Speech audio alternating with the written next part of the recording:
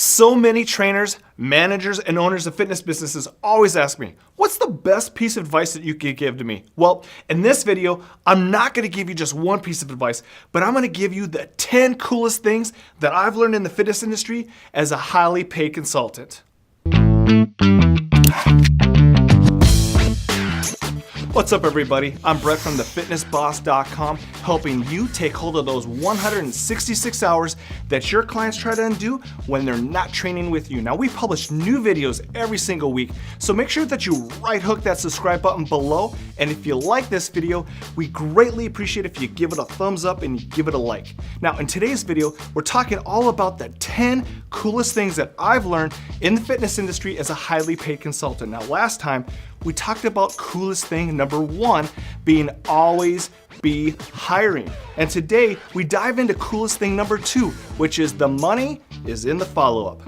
Coolest thing number 2, the money is in the follow-up. So follow up, follow up, follow up. So the second coolest thing I've learned in the fitness industry is that it is better to take things slow with prospective members or clients and to read their buying temperature and then be ready to follow up. Now, most people are not ready to buy during this first meeting, and that's a fact. Now, here's another fact. Your follow-up habits and your skills are responsible for 80% of your sales. Now, if you're not set up for this, you'll be that one statistic in that proverbial bucket with holes in the bottom of it. And as you pour your leads or your prospects into that bucket, you'll continually lose just as many as you put in. So many prospects or leads are either cold, warm, or hot. Now, we can't just assume everybody's ready to buy or even assume that no one wants to buy.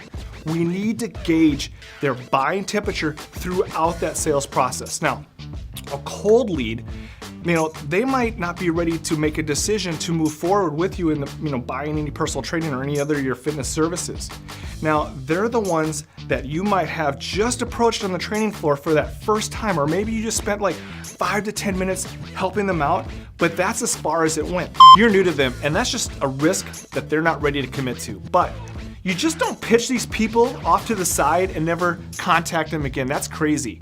Instead, you could do like a checkup and then check on them once a month, offering them a training session or even something that you have that's free of charge that they would enjoy. It would build trust, it would keep interest, and keep you active in their gym experience. Now, you'd be surprised at how often these people come to realize that they do need some help from you, and then they become someone who makes the decision to train with you.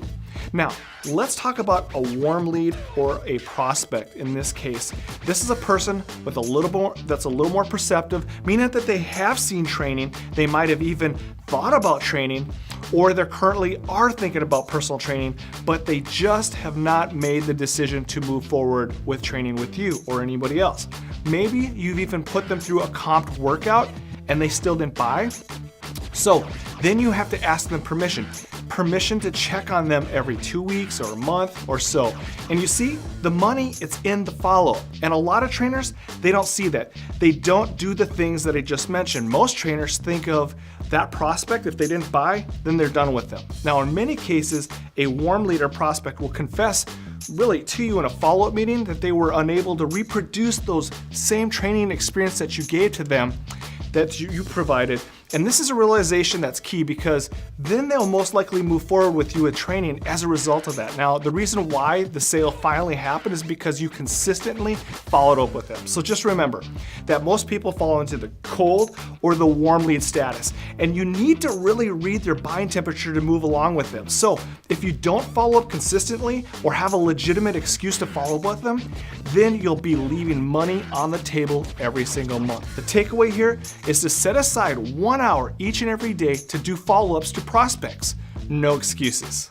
And that'll do it for today's video, and we'll see you in the next video. And if you like this video, make sure that you go ahead and hit the like button below and definitely subscribe to the Fitness Boss channel.